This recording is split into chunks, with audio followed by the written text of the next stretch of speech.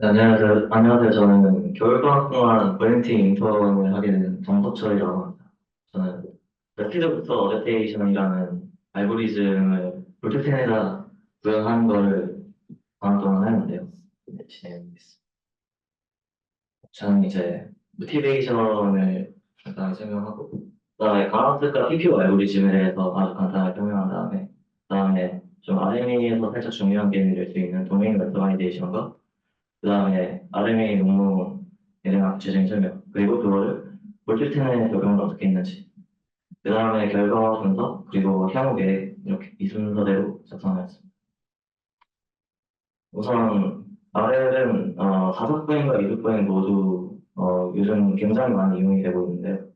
지금 보시는 두 영상 모두 비전이나 그 라이다 같은 센서를 사용하지 않고 프리프로캡티브 오히려 그 아이링이나 같은 고유감각 센서를 이용하면서 보행 제어를 하게 된 영상입니다. 그래서 저도 강학습을 이용해서 고유감각 센서를 이용해서 보행 제어하려고 하였습니다.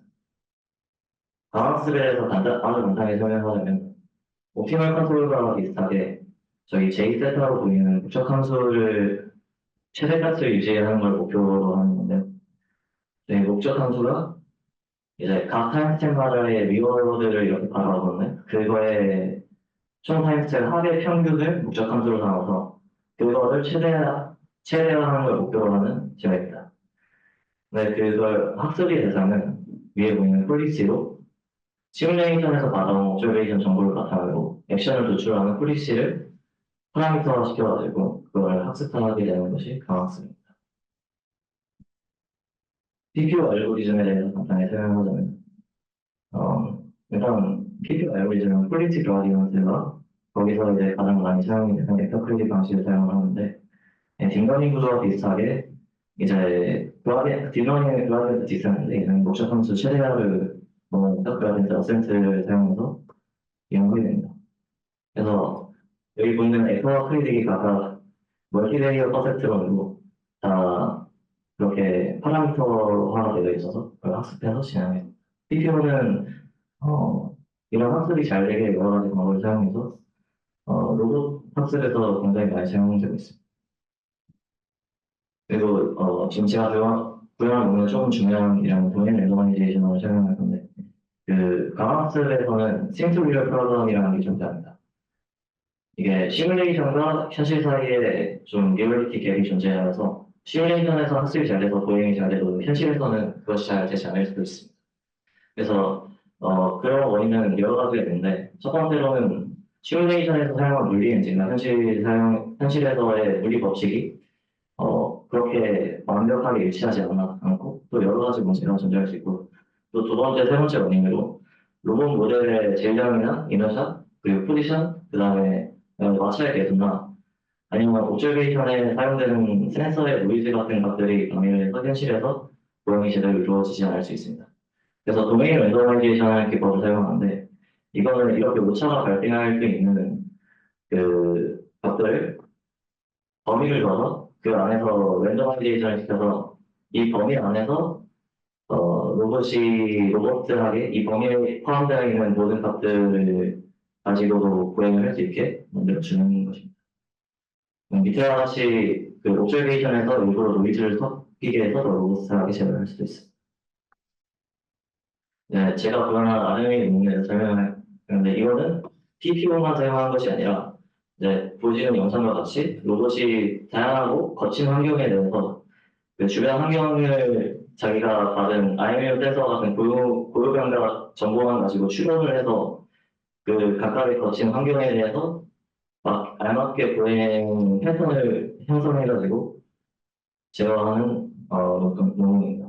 좀 더 자세하게 설명을 드리면 어, 그 로봇이 갖고 있는 오저레이션 적응 장치 커맨드, IMU 센서 등에서 받아오는 것과 이제 각각 단들의 포지션과 벨로티 값들밖에 없는데 이거를 이용해서 아까 내가 도메인 랜더마이제이션이 됐던 그 레스 로서 스트렝스 혹은 이런 프리셔널 값들이나 아니면 주변 환경과 자신의 공적 상황에 대한 하고 테레인 히스 혹은 이제 CON 같은 정보를 추론을 하게 됩니다. 네, 이 추론을 자기가 과거 사이언스텝에서 진행했던 오브저베이션의 과거 히스토리를 바탕으로 이러한 정보를 추론하게 됩니다.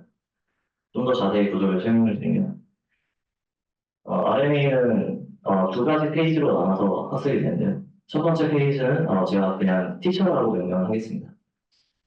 이거는 시뮬레이션상에서 옵저베이션만 받아오는 것이 아니라 아까 제가 설명드렸던 프리브리스 옵저베이션 값을 같이 인풋으로 넣어서 학습을 합니다. 이걸 단순히 넣어서 베이스 프리시에 넣는 게 아니라 이걸 environmental factor encoder를 이용해서 네이턴트 벡터를 형성해가지고 그리고 그것을 다시 인풋으로 넣어서 학습을 하게 됩니다. 그 다음에 실제 이제 현실 세계에서 사용될 것은 스튜던트 모델 혹은 페이스2 이렇게 표현을 할 수 있는데 베이스 프리치를 그대로 따온 다음에 그 environmental factor encoder를 히스토리 엔코더로 대체를 한 다음에 오직 히스토리 엔코더만 지도 학습을 통해서 그 레이턴트 벡터 사이의 차이를 학습시켜서 히스토리 엔코더만 학습을 시킵니다. 그래서 인풋 값으로는 50의 타임스텝의 액션과 오브저베이션 히스토리를 가지고 주변 환경 정보나 아니면 그 로밍 랜더마이제이션 정보를 추정하게 되는 겁니다. 그래서 현실에서는 이렇게 히스토리와 오브저베이션만 가지고 그러면 이걸 볼 때는 제가 구현을 했는데 좀 도메인 랜더마이제이션 하는 값들을 좀 더 바꿨습니다. 매스랑 그 다음에 조인트 댐핑 프릭션 그리고 지면과의 풋 프릭션 마찰로 넣고 그 다음에 이제 외관을 넣어서 외관에 대한 것들과 외관에 대한 것들을 랜더마이제이션에서 넣었고 그 다음에 여러 가지 노이즈 값들을 같이 넣었습니다. 그리고 이 값들을 모두 프리브리스 오브저베이션 안에 넣었습니다. 그래서 다음과 같이 받는 인풋 값은 또 동일하지만 그걸 바탕으로 이러한 프리브리스 오브저베이션 값들을 히스토리를 바탕으로 추론하게 됩니다. 그래서 네, 구조는 아까 보여드렸던 5개의 RNA가 동일합니다. 근데 노이즈 값은 제가 학습을 시켜봤는데 딱히 넣어서 성능이 더 낮은 것 같지 않아가지고 그래서 제외시켰습니다. 그래서 다음과 같이 진행해요.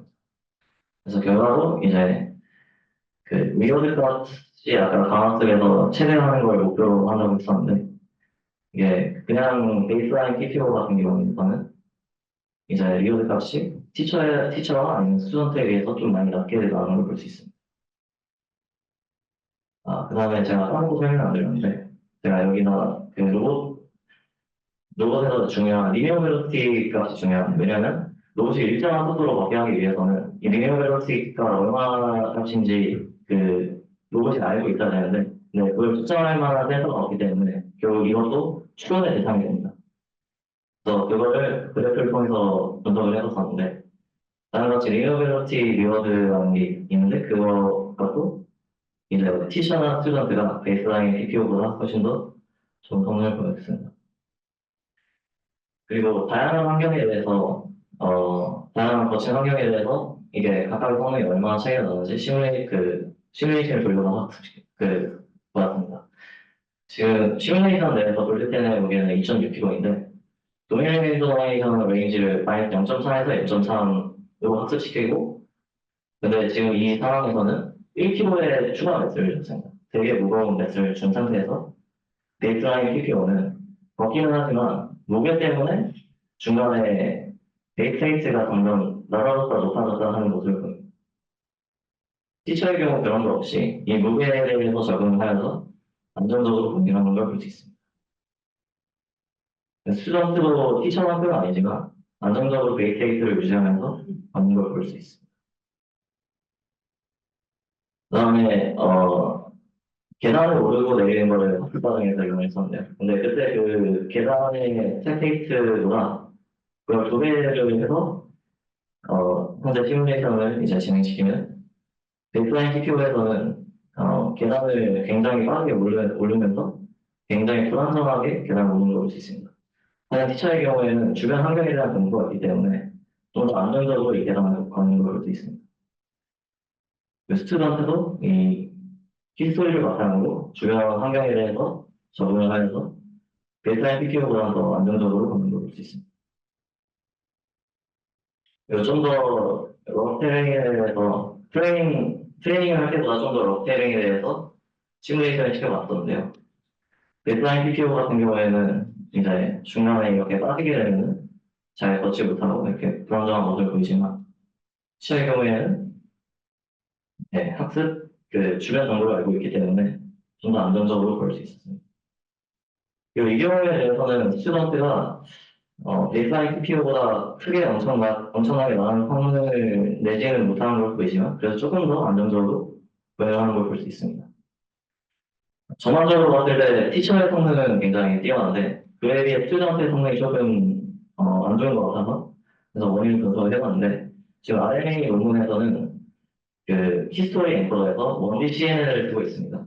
근데 이거를 템포럴 컨볼루션 네트워크라고 그 자기 히스토리를 기반으로 좀 더 커저하게 커저하게 학습을 해가지고 레이터 벡터를 추론할 수 있는 아키텍처로 바꿔볼 생각입니다. 그리고 확률 계획에서는 이제 불프텐이 완성이 되면 현실 세계에서 이걸 돌려볼 생각이고 그 다음에 그 캐스티를 가지고 이론 병행을 진행한 논문에서 RNA와 레퍼런스 모션 트래킹을 같이 해서 ARNA라는 기법을 공개했었는데 이것도 한번 구현해 봐서 성능을 비교해보고 싶습니다. 그리고 세 번째로 최근에 나온 그 논문에서 최근에 나온 딥트래킹 컨트롤이라는 논문에서 이건 다수구의 논문이지만 시메트릭 에서크레이딩 알고리즘을 사용해서 티처 스튜던트 알고리즘을 사용하지 않고 오직 한 번밖에 학습을 하지 않는데 크리틱이나 프리뷰리스 옵저베이션을 써서 좀 더 많은 성능을 보였다고 해서 그걸 한번 비교 분석해볼 생각입니다. 그리고 마지막으로 저는 개인적으로 교육 감각 정보뿐만 아니라 비전을 같이 사용한 컨트롤도 한번 진행해보고 싶습니다. 정말 감사드립니다. 이상입니다.